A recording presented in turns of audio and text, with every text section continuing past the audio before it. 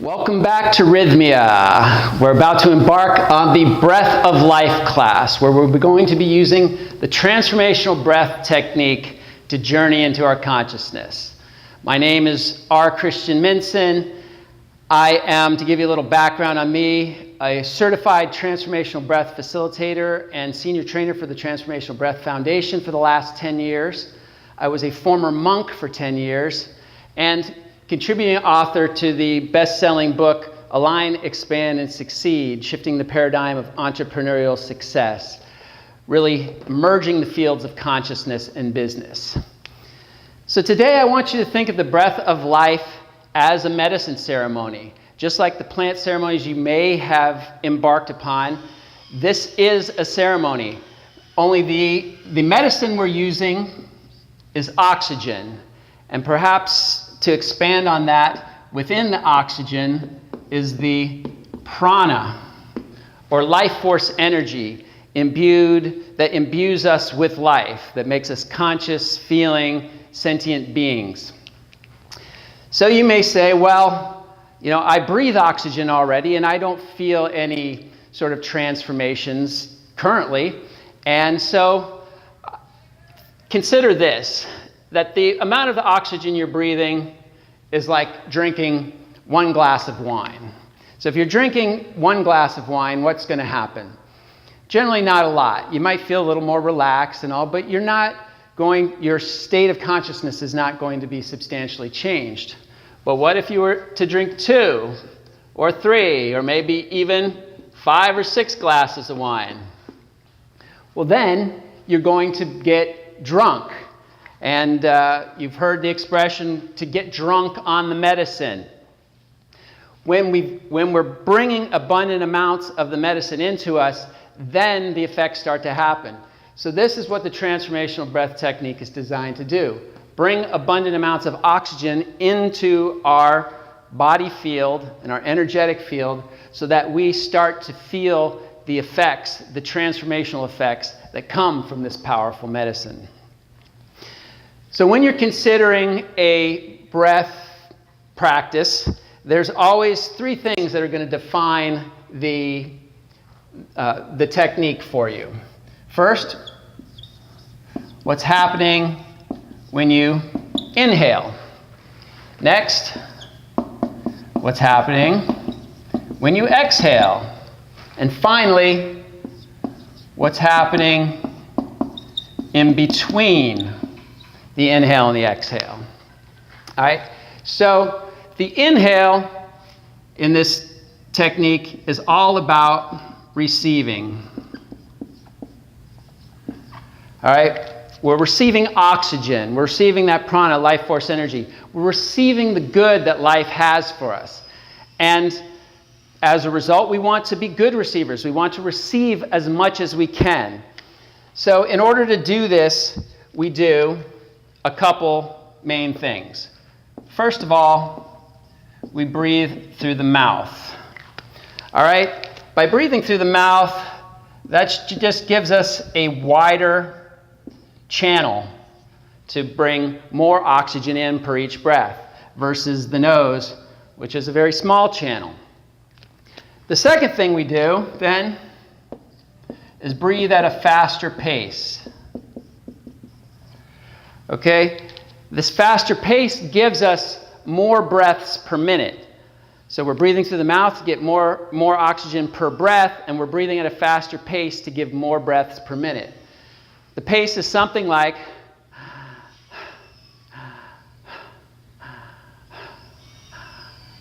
all right, so hopefully you get a sense of that pace. It's definitely faster than you're breathing right now as you're watching this. Okay? It may be a little faster, a little slower than my example, but definitely faster than you're breathing now. So the next thing we want to consider is getting the breath into the belly.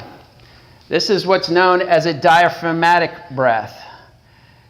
Named so because we have a dome-shaped muscle that sits in our torso here called the diaphragm. It's our breathing muscle. When we inhale, the diaphragm contracts and flattens like a pancake. As it pushes down it displaces the contents of our belly, making our belly feel like it blows up like a balloon. So you might try this right now as you're listening to this. Put your hands on your belly, and as you breathe in, just feel the belly expand like a balloon. As you exhale, feel that belly deflate. And you might want to just exaggerate that a little bit.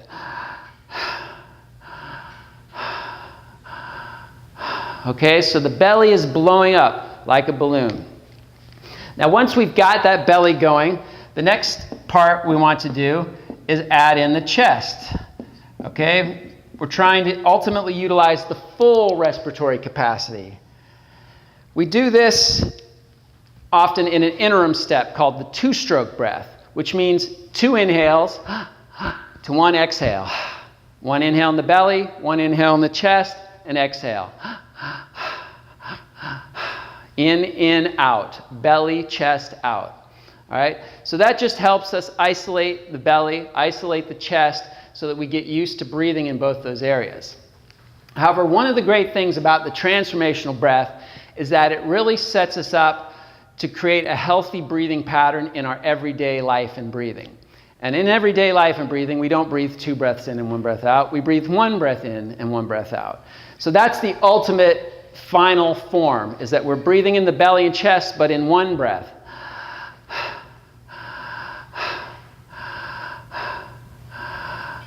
Okay, so we've got the belly and the chest, but now it's in 1 smooth inhale to 1 exhale. So that's the inhale. Through the mouth, faster paced. First we get that breath going in the belly, and ultimately belly to chest. Next, we're looking at the exhale. In contrast to the inhale, the exhale is about letting go. All right, we're letting go of carbon dioxide and toxins. We're letting go of energies that no longer serve us. And ultimately, we're letting go of effort. All right? The exhale should be without effort. So let's take a look. What do I mean by that here? If we consider where we left off with the inhale, the diaphragm is now contracted and flattened. This is the same as stretching a rubber band. And if you were to stretch a rubber band and then just let go of that rubber band, what's going to happen? It's going to just return to its resting shape. So the same with the diaphragm. Here it's contracted and stretched. If we just let go of it, it returns to its resting shape, which pushes out some air, and we exhale. So the exhale is short and sweet, a relaxed sigh. In other words, we're not forcing the exhale, like which we might do if we were practicing fire breath yoga. And we're not trying to control the exhale, like getting rid of every last bit of air that we have in us. We might do that in a more meditative style breath. In this breath, the transformational breath, we're simply exhaling whatever naturally comes out by this natural release of the diaphragm. Just a short burst of air. So the exhale is going to seem a little bit shorter than the inhale in general. And it is relaxed. This brings us to the point of the whole purpose of this technique, or what we like to call the ultimate state, which is activation. Okay, so activation is simply a fancy term for meaning that the breath starts to breathe you. All right, which means that as you're breathing in this accelerated pace, that the breath starts to move on its own, or you find you're putting very little or no effort at all into the breathing process. That's when activation occurs, and that's when the magic of this process really begins.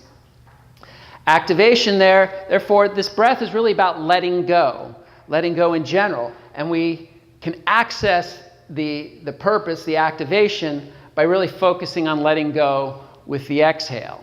Ultimately, we're even letting go with the inhale, where we're taking full breaths, but it's still very relaxed and fairly effortless.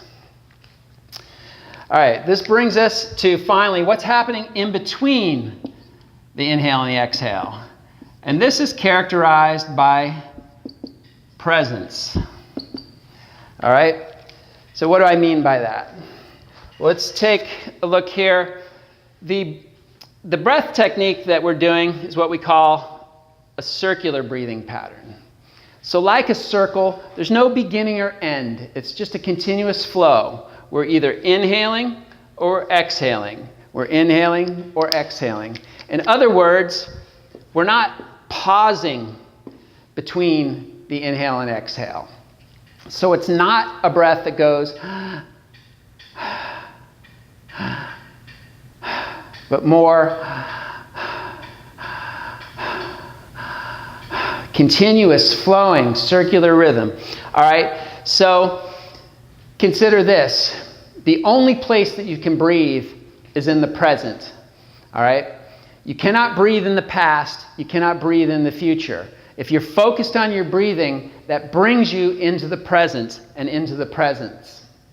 As well, it's this circular flow that starts to create the trance-like states that take us into the deeper and deeper awarenesses that come from this breathing technique.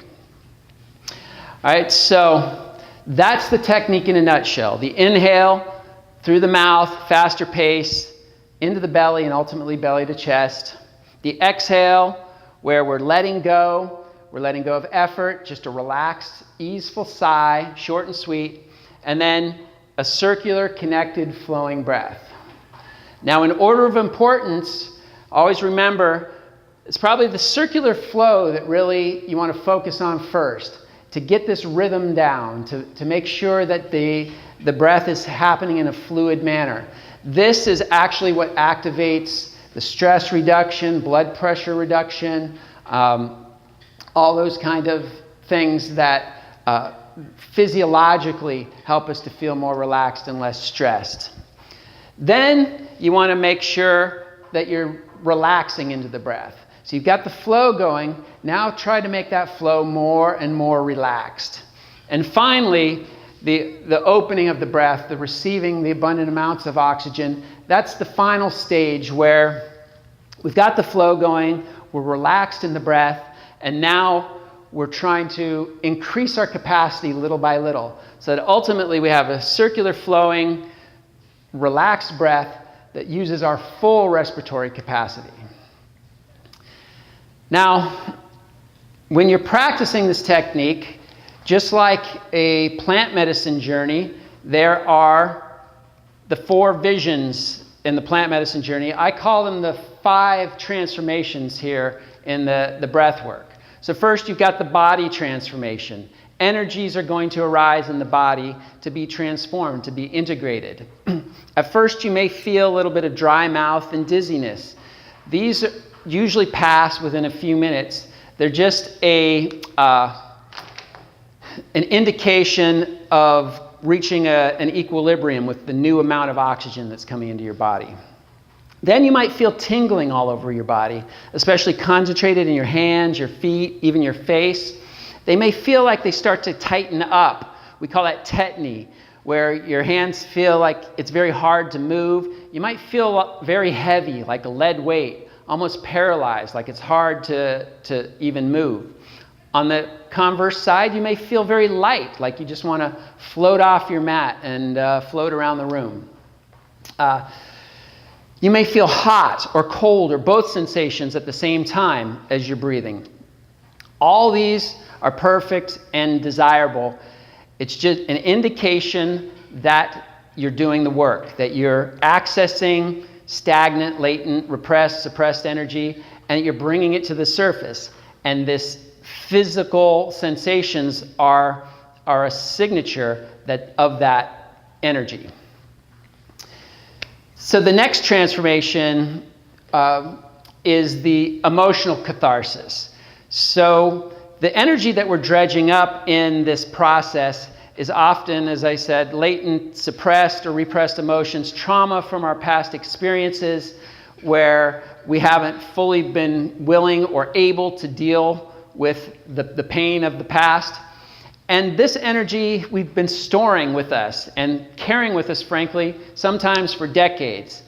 As we start this process, it dredges that energy up, and as a result, it comes back into our conscious field, which means that we may re-experience these emotions temporarily as we're working them out to integrate.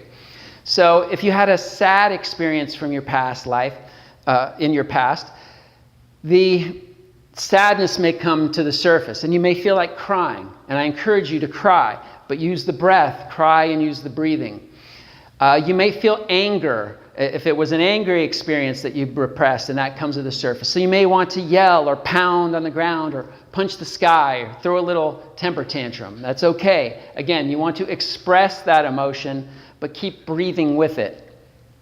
Fears, anxieties, again, do your best to allow that energy to be present and to experience it while you're breathing through it. And on the flip side, maybe joy. You might feel happiness bubbling up and just want to burst out laughing.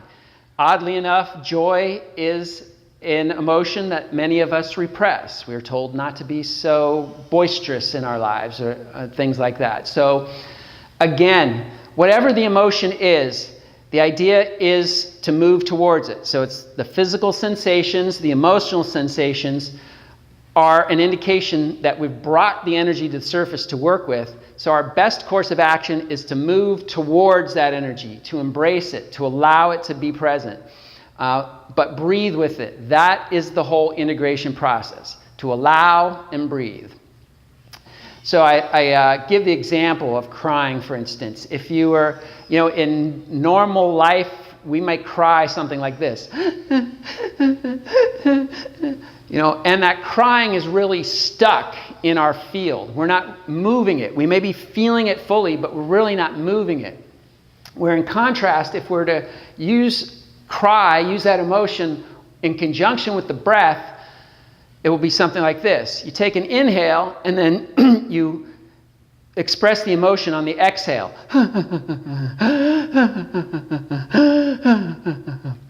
All right? It would be the same with laughing. If you were bursting out laughing, still use the breath. Ha ha ha ha ha ha ha ha ha ha ha ha. All right?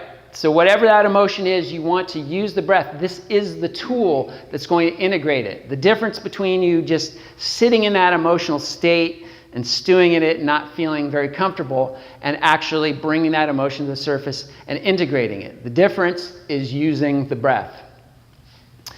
All right, then just like the plant ceremonies, we have the visions, the geometric patterns, the psychedelic swirls, the traveling through space and time. You may visit the planets or, see all sorts of crazy places or images, deja vu type images.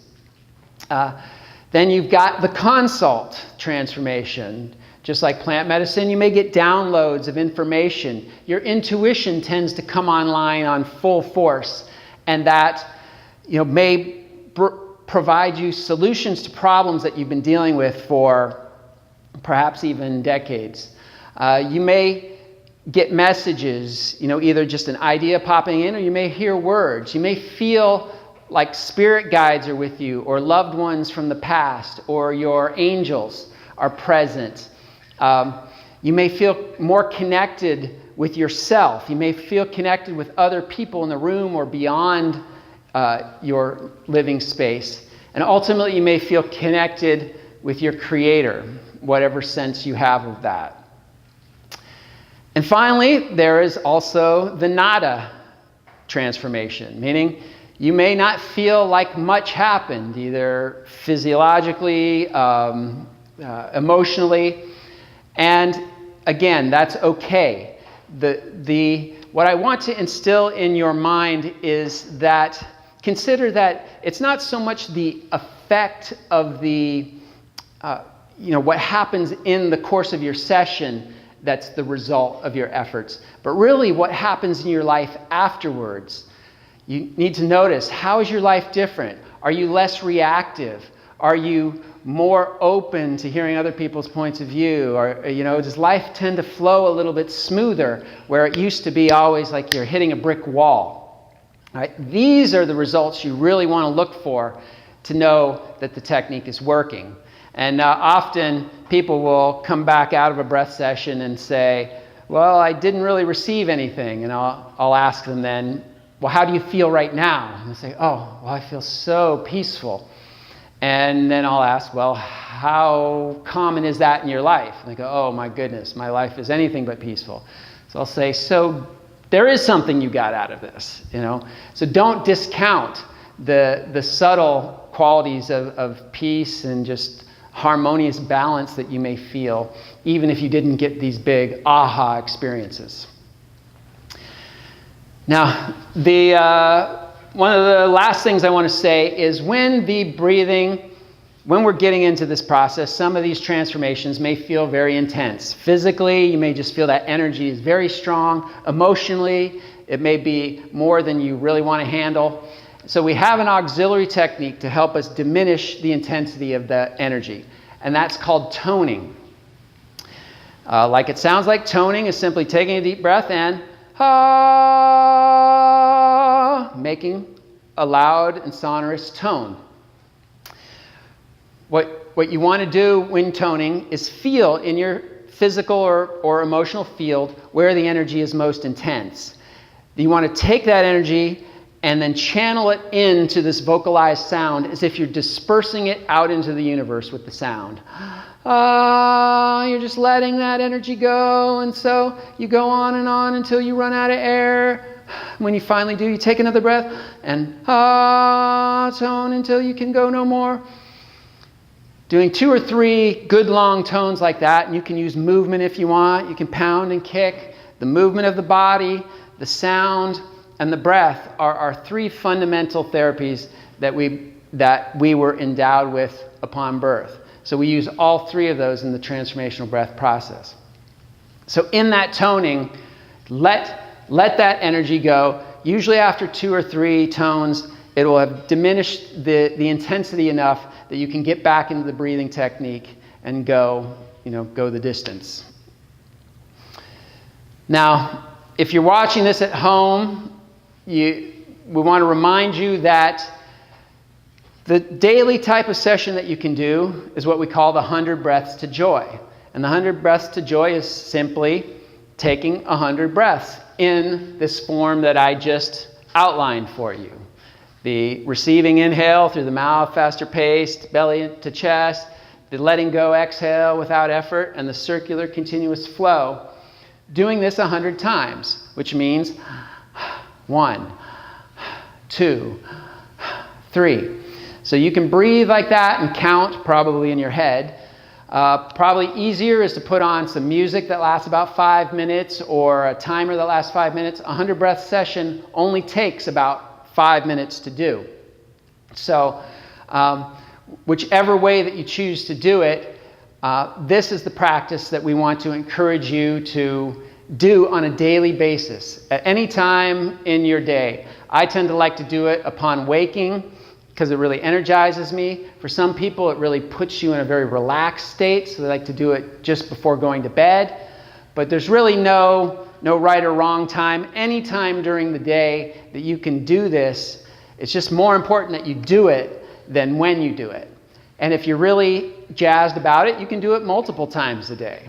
And there's nothing sanctimonious or holy about the 5 minutes, the 100 breaths. If you're really going and you're feeling good and want to extend it for 10 minutes, 200 breaths, or even 15 minutes, you can do that. So let yourself start to tune into your own intuitive guidance. That's the real value of this breath process, that we're getting in tune with our intuitive guidance and that it's helping us to navigate our lives in a whole new way that we never thought possible, to bring us joy, peace, and happiness for days and years to come.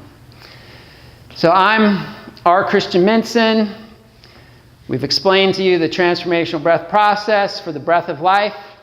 Now go out there, breathe, and do great things.